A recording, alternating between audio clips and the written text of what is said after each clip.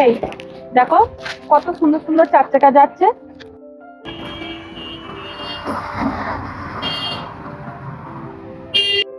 হ্যাঁ, চার চাকাগুলো দেখলাম, তা কি হয়েছে?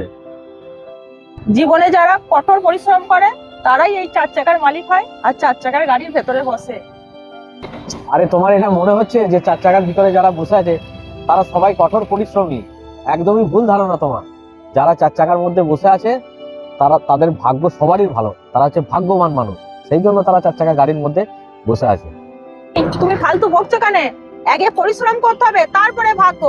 তুমি পরিশ্রম করলে না, তাহলে তোমার কাছে কিছুই আসবে না। আরে তুমি এসব কিচ্ছু জানো না গো, তুমি বেকার বকছো কেন? কপালে যদি না থাকে তুমি যতই পরিশ্রম করো কোনোদিনও আসবে না গো, কোনোদিনও হবে না গো।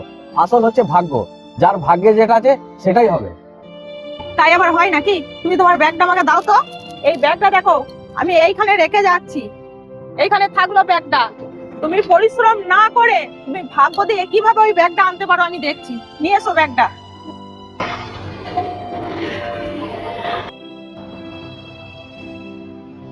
এই যে আপনাদের ব্যাগটা।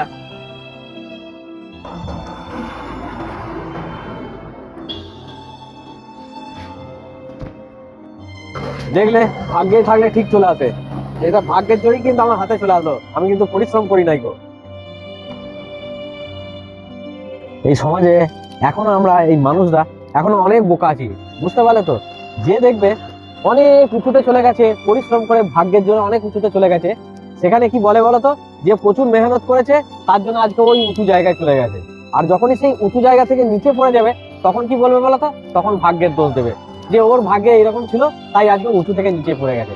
কিন্তু সেটা নয়, সব জিনিসটাই হচ্ছে ভাগ্য। তোমার ভাগ্যে যেটা থাকবে সেটাই হবে, তুমি যতই পরিশ্রম করো। তাহলে যে উপর থেকে নিচে পড়ে গেল সে কি পরিশ্রম করে নাই? তাহলে তার বেলায় ভাগ্য বলছে কেন? ভাগ্য, ভাগ্যে যদি সবকিছু থাকে তাহলে তুমি পরিশ্রম করলেই আস্তে আস্তে তুমি সফলতা পেয়ে যাবে।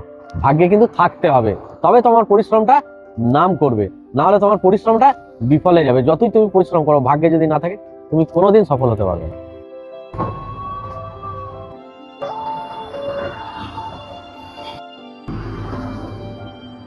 আরে কি হলো, এসো, দাঁড়িয়ে আছো কেন? তাহলে বুঝতে পারলে তো যে পরিশ্রম তো করতেই হবে, কিন্তু আসল হচ্ছে ভাগ্য। তোমার ভাগ্যে যেটা আছে তুমি পরিশ্রম করলেও পাবে, আবার পরিশ্রম না করলেও পাবে। ভাগ্য কিন্তু এইরকমই জিনিস, মেন হচ্ছে ভাগ্য।